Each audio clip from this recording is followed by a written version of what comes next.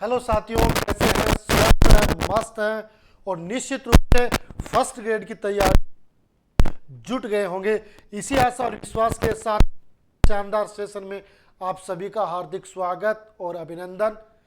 साथियों, first grade commerce की तैयारियों को आगे बढ़ाते हुए अपन आज फिर एक शानदार सेशन के साथ आपके सामने हाजिर हुए हैं और चर्चा करेंगे उन स्पेशल एंट्री से जहां पर हर बार एग्जाम में बनता है। चाहे कोई भी एग्जाम हो, चाहे आपकी फर्स्ट ग्रेड की एग्जाम हो, आपकी जूनियर अकाउंटेंट की एग्जाम हो, केवी की एग्जाम हो, यूजीसी नेट की एग्जाम हो, है ना, जूनियर अकाउंटेंट की एग्जाम हो, वहां पर भी इस टॉपिक से हर बार क्वेश्चन वो देख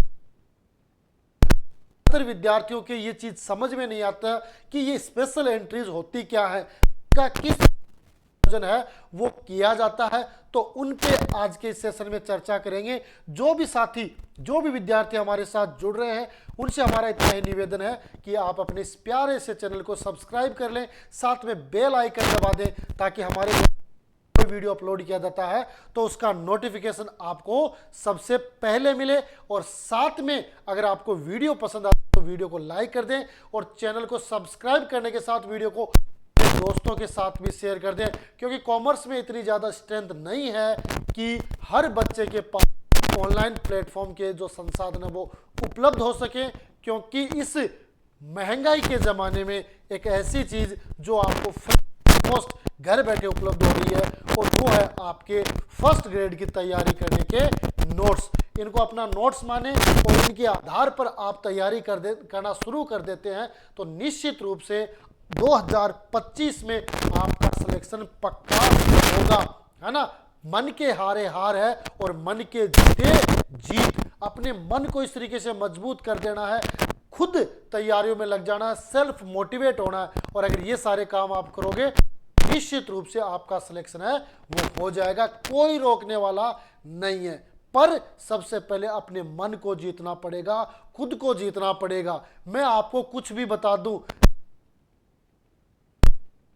सहमी नहीं है, नियम रहे हैं, नोट्स नहीं बना रहे हैं, है ना, तो आपका सिलेक्शन नहीं होगा। लेकिन अगर आपने मन को वश में किया और जो चीज़ हम बताते हैं उसको फॉलो करते हुए आप चले तो निश्चित रूप से 2025 है वो आपका सिलेक्शन वाला। इसी आशा और विश्वास के साथ स्टार्ट करेंगे आज में कुछ स्पेशल एंट्रियों से रिलेटेड जो महत्वपूर्ण टॉपिक है उन पे अपन चर्चा करेंगे। ज़्यादातर विद्यार्थियों को पता नहीं है कि कौन है जो स्पेशल की श्रेणी में आती है, विशेष की श्रेणी में आती है। तो आज आपको पता चल जाएगा ये आपकी जो एंट्री होती है वो विशेष होती है, स्पेशल होती है। इनका ट्रीटमेंट है, इनका समायोजन है वो एक अलग तरीके से किया जाता है।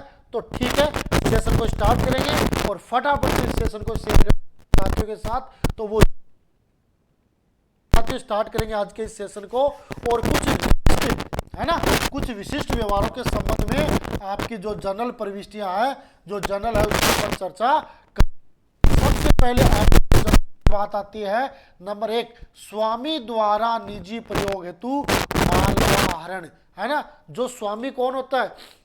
वह व्यक्ति जो व्यापार में प्रवेश करते समय व्यापार में पूंजी लेके आता है वो स्वामी होता है। और स्वामी की पूंजी है वो व्यापार के लिए दायित्व मानी जाती है। किसके कारण?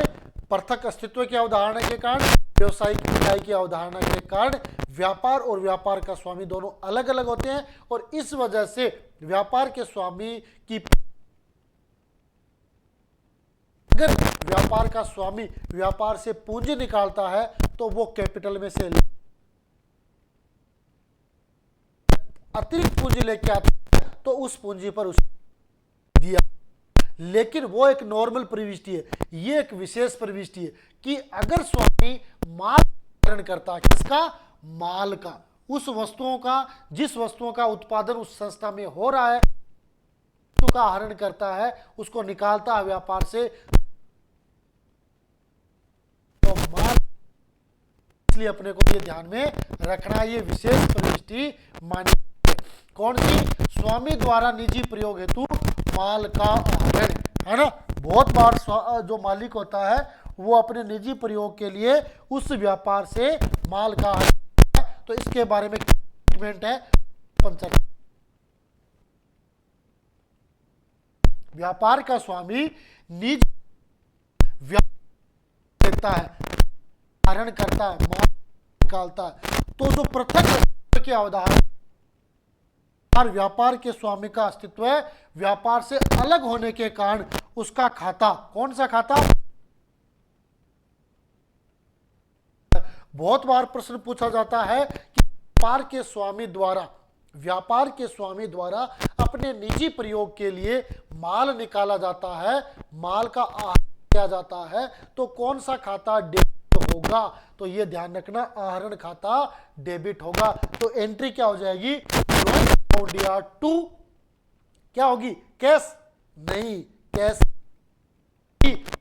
होगी, क्योंकि माल का आहरण किया गया है, वो माल है, वो स्टॉक से हो जाएगा। परचेज हमेशा क्या होता है? डेबिट होता है। सेल्स हमेशा क्रेडिट होता है। लेकिन परचेज, ये अपवाद है, अगर माल का आहरण किया जाता है तो वहां परचेज आपका क्रेडिट होगा, क्योंकि माल है वो स्टॉक से कम हो जाता है। ठीक है, ये बात क्लियर हुई या नहीं हुई? अपने को मन में एक विचार आ रहा होगा, जब व्यापार का मालिक खुद है ना, तो वो माल, व्यापार से माल निकालता है, तो उसकी प्रविष्टि करने की क्या है, क्योंकि वो तो मालिक है नहीं। बड़ी संस्था है, बड़ी कंपनियां हैं, बड़ी फर्में होती हैं, वो ये कहती है कि पृथक अस्तित्व ये मानता है कि वो दोनों अलग अलग है, व्यापार का स्वामी और व्यापार दोनों अलग अलग है। इसलिए व्यापार में से जो भी चीज निकाली जाएगी, चाहे वो माल हो चाहे वो कैश हो, की प्रविष्टि है वो की जाएगी। पृथक अस्तित्व की अवधारणा के कारण व्यवसायिक इकाई की, तो यहां पर कौन सा खाता डेबिट? तो खाता डेबिट।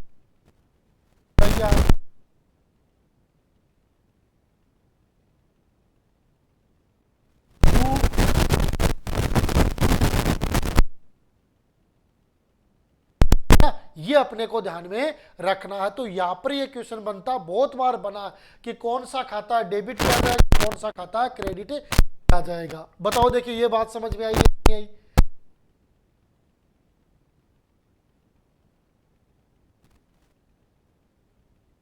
ठीक है, इसमें और क्या बातें चर्चा करें?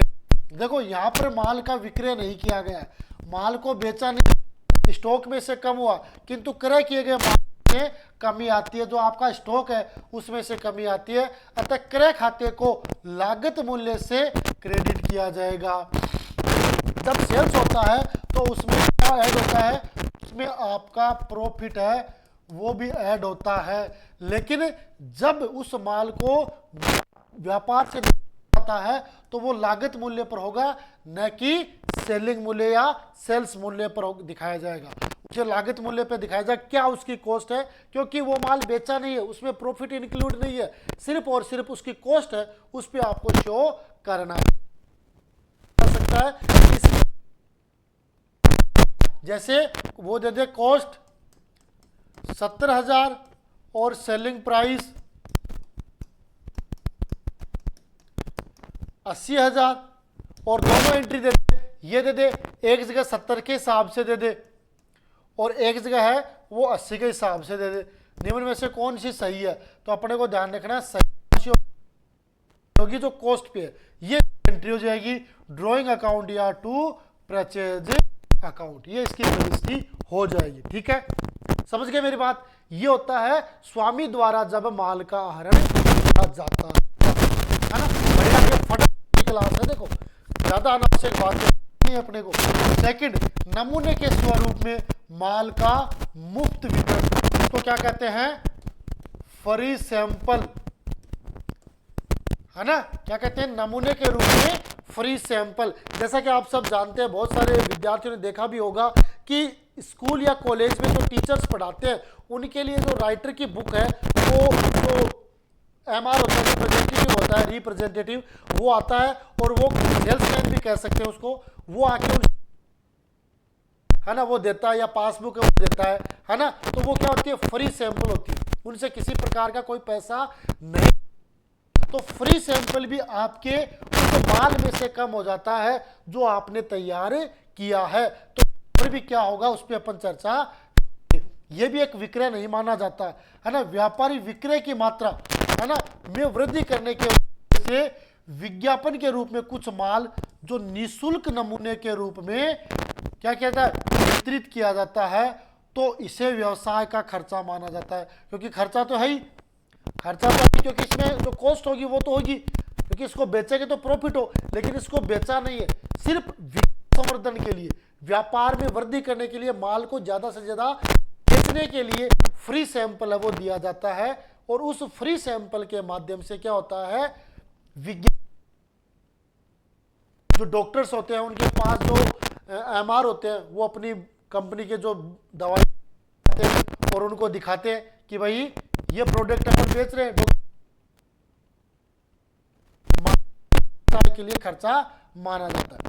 अतः इसे लागत मूल्य पर क्रय में से कम किया जाता है। ये भी आपके किस पे होगा, कॉस्ट पे ही होगा। ध्यान रखना किस पे होगा, कॉस्ट पे ही होगा। अतः वे होते डेबिट किया जाएगा, है ना, जो अकाउंट होगा आपका डेबिट होगा। क्रय वस्तुगत खाते के नियमानुसार से क्रेडिट किया जाए। एंट्री क्या हो जाएगी इसकी,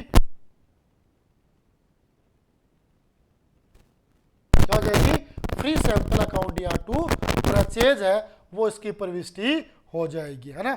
बहुत बार पूछा जाता है, इंपॉर्टेंट के रूप में आप इसे कर सकते हो। काफी देखने को ये चीजें पूछी जाती है फ्री सैंपल के बारे में। बताओ देखें फ्री सैंपल के बारे में कितना कुछ समझे आप, आपकी विशेष प्रविष्टि में इसको शामिल है। बढ़े आगे देखते हैं। तीसरा पॉइंट आता है दान, माल देना, यानी अपन ने चैरिटी के रूप में क्या किया है, माल दे दिया।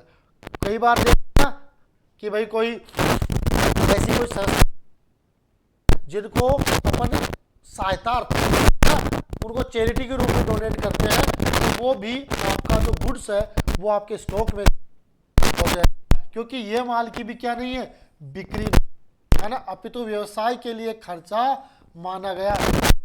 माल क्रय में इसमें भी आप घटाया जाएगा और ये इसकी प्रविष्टि हो जाएगी चैरिटी अकाउंट या टू परचेज।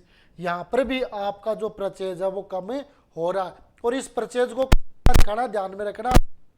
अकाउंट तैयार करते हैं तो ट्रेडिंग के टू साइड में जहां पर अपन परचेज लिखते हैं वहां पर ये सारे लेस, चाहे वो आपका ड्राइंग हो, चाहे वो आपका कौन सा हो फ्री सैंपल हो, चाहे वो आपका चैरिटी हो, ये सारे के सारे आपके लेस हो। तो दान रखनी है, चैरिटी अकाउंट और परचेज है वो क्रेडिट होगा। ठीक है, ओके, बढ़े आगे देखिए। चौथा पॉइंट है इंपॉर्टेंट पॉइंट है ना, इंपॉर्टेंट पॉइंट है भाई, नोट कर लो। देखो है ना, नोट करने में किसी को ही नहीं बरतनी है। हैंड्स नोट की तो देखो कोई मुकाबला नहीं। आप अपनी इच्छा से हैंड्स नोट तैयार करोगे उसको तो बेस्ट, वो तो आप बेस्ट माना जाएगा। ठीक है, अब देखो इसमें चोरी, आग अथवा अन्य कारणों से माल की हानि, loss of goods by theft है, फायर है या अदर रीजन, है ना, तो उसकी वजह से होती है ना। तो अपन क्या करेंगे, क्या प्रविष्टि करेंगे, जैसे माल चोरी हो गया, आग लग गई, भूकंप, बाढ़ आ गई आदि के कारण माल नष्ट हो जाता है, तो वो भी व्यापार के लिए एक हानि है वो मानी जाती है। इसकी पहली प्रविष्टि क्या होगी, अगर चोरी हुआ तो लॉस बाय थेफ्ट, अगर आग लगी है तो लॉस बाय फायर, अगर भूकंप आ गया तो लॉस बाय अर्थक्विक, अगर बाढ़ आ गई तो loss by flood, account DR to purchase, है ना।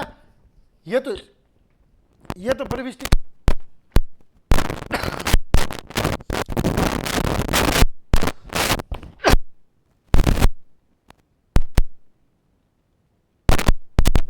यह प्रविष्टि कब होगी, जब इनमें से कोई भी एक घटना कि ऐसी कंडीशन में व्यापारी है वो बीमा करवा के रखता है, व्यापार का इंश्योरेंस करवा के रखता है। तो अगर करवा रखा है और राशि अपन को वसूल हो जाती है तो उसके वसूल होने करते हैं। तो ये तो सबसे पहले हानि होगी, तब अपन एंट्री कर देंगे और परचेज को अपन क्या कर देंगे, क्रेडिट कर देंगे। ये प्रविष्टि होगी। ये प्रविष्टि होने के बाद आगे कौन सी प्रविष्टि, अगर माल का बीमा है ना, अगर माल है तो insurance company account DR to loss by theft, loss by fire, loss by earthquake और लॉस बाय फ्लड हो जाएगा इंश्योरेंस, है ना। और अब अगर तो बीमा कंपनी है वो दावा स्वीकार कर लेती है, ठीक है, भरपाई कर देंगे। तो जितनी राशि वो देती है तो उसकी एंट्री हो जाएगी अमाउंट दी है।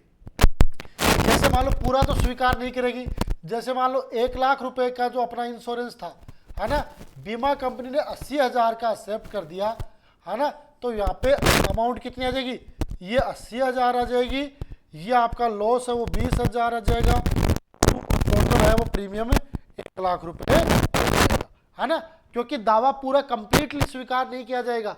जैसे अपन ने 1 लाख का किया तो 1 लाख नहीं स्वीकार करेगा, वो हो सकता है 90, 95, 80 के आसपास वो स्वीकार। तो जितने डीआर प्रॉफिट उतना है तो डीआर लॉस हो जाएगा और to insurance company account total से हो जाएगी। ओके, ये बात ओके है, बताओ फटाफट कमेंट बॉक्स में, है ना, कमेंट आने चाहिए, आपके लगना चाहिए कि आप फर्स्ट ग्रेड की तैयारी कर रहे हो, आप गजेटेड ऑफिसर बनने वाले हो, आप RES राजस्थान एजुकेशन सर्विस के एक बनने वाले हो सदस्य चाहिए, है ना, फटाफट आप।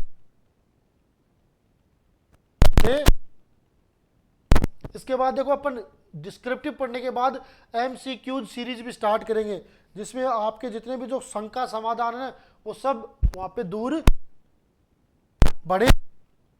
आगे देखते हैं, इसके बाद आता है डूबत ऋण, है ना, डूबत ऋण बैड डेब्ट। जब को अपन क्या करते हैं, माल उधार में बेचते हैं, है ना, तो माल उधार में बेचने की स्थिति में कुछ ऐसे व्यक्ति होते हैं जो समय पर भुगतान नहीं करते हैं, है ना, समय पे भुगतान नहीं करेंगे उनसे भाई मांगेंगे, क्योंकि इसीलिए बताया गया कि भाई कुछ तो जो डेटर होते हैं ना गुड,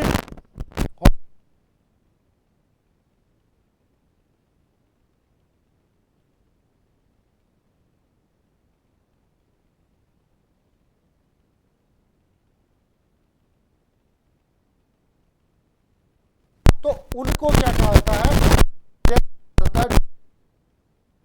ना, कि जब ग्राहकों को माल है वो उधार बेचा जाता है तो वह व्यवसाय के लिए देनदार बन जाता है। जिस व्यक्ति को अपन उधार व्यापार के लिए क्या है, देनदार के दिवालिया होने पर या मर जाने या अन्य कारण से देनदार से राशि नहीं मिलती है, कोई भी कारण हो सकता है, या तो कोई तो है कि भाई नीत आड़ा या वहीं बाड़ी नीत आड़ा कि भाई टाइम पर भुगतान कौन करें, बाकी पहली से नीत हो कि अपन भुगतान कौन नहीं करना है। कई यहाँ का भगवान का मायना है कि भाई दिवालिया कोई की डेथ हो जाए, अन्य कारण के वजह से देनदार आपकी राशि को नहीं दे पावा समय पर, या उनसे राशि प्राप्त न होने वाली वह राशि किस में आती है, आपके डूबत ऋण में आती है। किस में आती है, डूबत ऋण व्यवसाय के लिए नहीं होता है। क्या है, व्यवसाय के लिए तो सीधी सी बात है, भाई अपन ने किसी को 1 लाख का माल बेचा, वो 90,000 है, 85,000 है, 95,000 चुका रहा है, तो निश्चित रूप से जो अंतर है उसका तो हमें नुकसान हुआ, जिससे डूबत ऋण खाते को डेबिट किया जाता है, क्योंकि अपने पता है समस्त खर्चे करते हैं, तो ये व्यवसाय के लिए क्या हानि है, तो इसको अपन डेबिट करेंगे। और जो डेटर खाता है, क्योंकि डेटर आपका कौन सा है, ये आपका कौन सा खाता है, कौन सा खाता है, व्यक्तिगत खाता, है ना, डेटर आपका व्यक्तिगत खाता है। तो व्यक्तिगत खाते का नियम, पाने वाले को नाम और देने वाले को जमा, तो ये देने वाला हो गया तो जमा हो गया। या इसका दूसरा भी ले सकते हैं कि भाई संपत्ति है आपकी, डेटर वो चालू संपत्ति है, तो संपत्तियों में वृद्धि होती है तो डेबिट करते हैं और कमी क्रेडिट। तो यहां से इतने आपके डेटर कम जाएंगे, bad debt account DR to debt, है ना, ये आपकी डूबत ऋण की प्रविष्टि हो जाएगी। ठीक है, तो डूबत ऋण आगे। अब देखो इन डूबत ऋण में क्या होता है कि कई बार किसी व्यक्ति को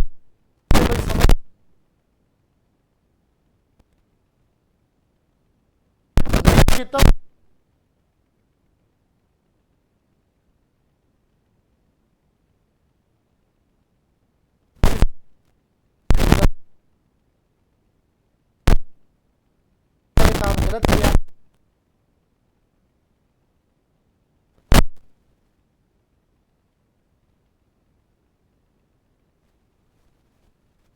यदि कोई राशि यथानुपात वितरण के अंतर्गत प्राप्त होती है, क्या करते हैं, cash account DR, bad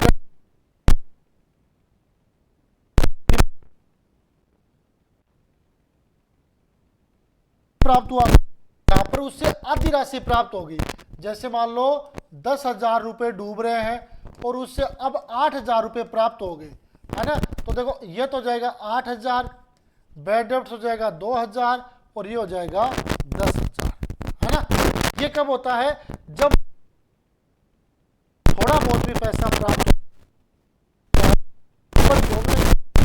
account DR, bad डेब्ट अकाउंट DR टू डेटर, ये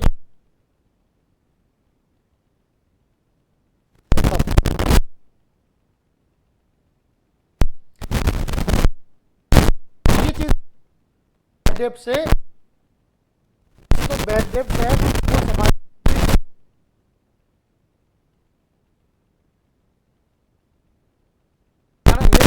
आपकी और यहाँ पर है ना, तो दोनों को आप सकते हैं। ठीक है, इसके बाद बात हो कि किसी देनदार के खाते को डूबत ऋण खाते से अपलिखित कर दिया गया हो, किंतु कुछ समय पश्चात उसे देनदार से संपूर्ण या आंशिक राशि उसे डूबत ऋण वसूली यानी बैड डेब्ट्स रिकवर्ड माना जाएगा, है ना। इसमें डूबत ऋण वसूली पर बैड डेब्ट्स रिकवर अकाउंट को जमा किया जाएगा और देनदार खाता क्रेडिट नहीं किया जाएगा। देनदार समय ये खाता क्रेडिट किया जा चुका है। अब क्या होगा, आपको पैसे प्राप्त हो रहे तो व्यापार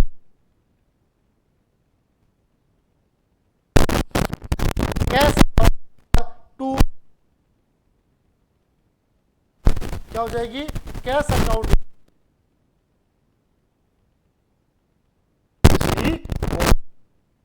ये कब होगी, जब कोई देनदार दिवालिया हो जाता है और कुछ समय बाद थोड़ी बहुत राशि है वो वसूल होती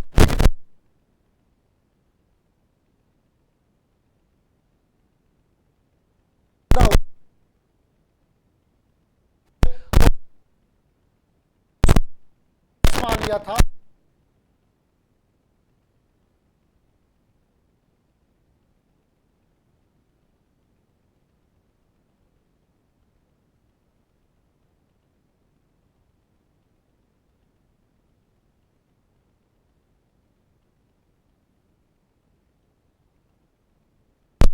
तो इसकी प्रविष्टि कर दी जाएगी। ठीक है, तो ये थी आपकी कुछ महत्वपूर्ण स्पेशल एंट्रीज कहते हैं, जिसमें आपका जो मालिक है उसके द्वारा माल आहरण किया गया है, कोई बैड डेब्ट्स है, कोई फ्री सैंपल दिया गया है, कोई चैरिटी दिया गया है ना, माल हो गया,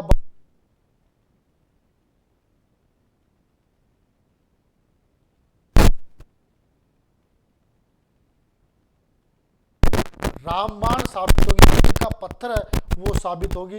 निश्चित रूप से छोटे छोटे पॉइंट है लेकिन एग्जाम महत्वपूर्ण है, क्योंकि एक एक पॉइंट एक एक प्रश्न के लिए और वो ही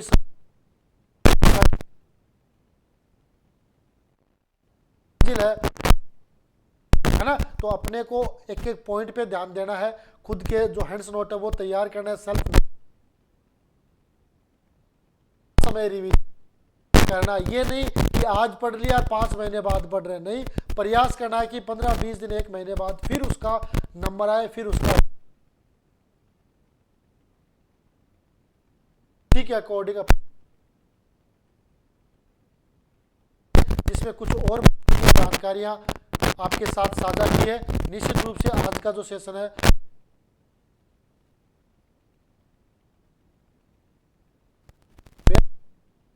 और वीडियो को अपने साथियों के साथ शेयर कर देना ताकि वो भी तैयारी कर सके।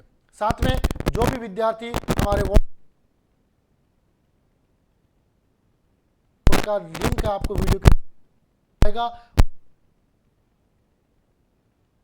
जो भी कॉमर्स से रिलेटेड लेटेस्ट अपडेट है उसके साथ आप अपडेटेड। इसी आशा और विश्वास के साथ आज के सेशन में इतना ही। सेशन में तब तक के लिए जय हिंद, जय भारत।